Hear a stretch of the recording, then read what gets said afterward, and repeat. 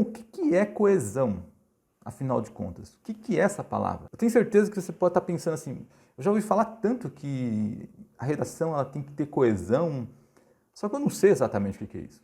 O que é, assim, rigorosamente o que é isso, eu não sei. Eu vou te explicar. Coesão, vamos pegar o termo coesão em física para você entender primeiro, né? O que é coesão em física? É aquela propriedade que define o grau de união das partículas. Opa! Então coesão tem a ver com união. Essa é uma palavra-chave quando você vai falar de coesão. E no texto? São conexões que ligam partes de um texto entre si, as partes entre si de um texto. Então, essa conexão pode ser promovida por um conectivo? Pode. Inclusive, o conectivo ele tem o poder não só de conectar, como de dar um sentido, mudar o sentido do que vem após. Quando eu uso, por exemplo, um conectivo adversativo, eu contraponho o que eu digo anteriormente. Então, eu estou fazendo um contraponto, estou mudando o sentido do que já foi dito antes. Estou fazendo um desvio no sentido. Só que os outros mecanismos, a maioria deles, porque alguns dos outros também conseguem essa façanha de mudar o sentido.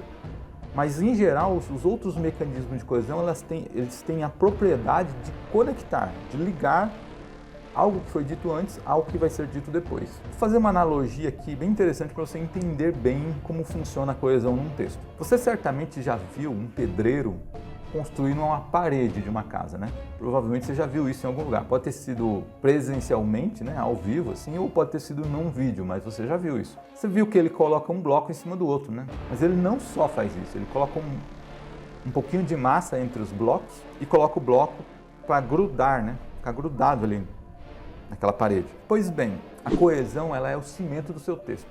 A massa que vai entre os blocos.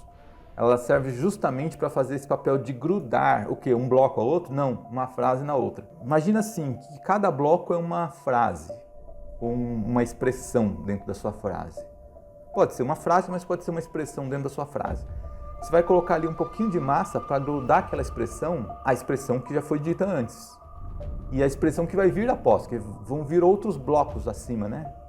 À medida que ele vai crescendo, subindo a parede. Nessa analogia aqui, ainda você já deve ter percebido que as paredes elas são formadas por colunas também, né? Tem colunas nos cantos das paredes, em geral, né? Então, essas colunas, elas aqui na minha analogia são os conectivos. Que uma parede vai se ligar a outra parede, vamos supor que cada parede seja um parágrafo. Então, entre um parágrafo e outro, você vai colocar um conectivo ali, né? Que é a coluna. Você já reparou que se usa muito mais massa numa parede, né? Porque entre cada bloco tem que ter massa, do que colunas.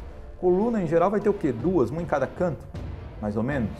Às vezes uma no alicerce ali embaixo. Então, muito mais são os outros mecanismos de coesão que você vai usar no seu texto do que os conectivos em si. Porque, proporcionalmente, também se equivalem. Enquanto você só usa duas colunas, numa parede o pedreiro vai usar quilos e mais quilos de massas. Então, muito mais são os outros mecanismos do que os conectivos em si.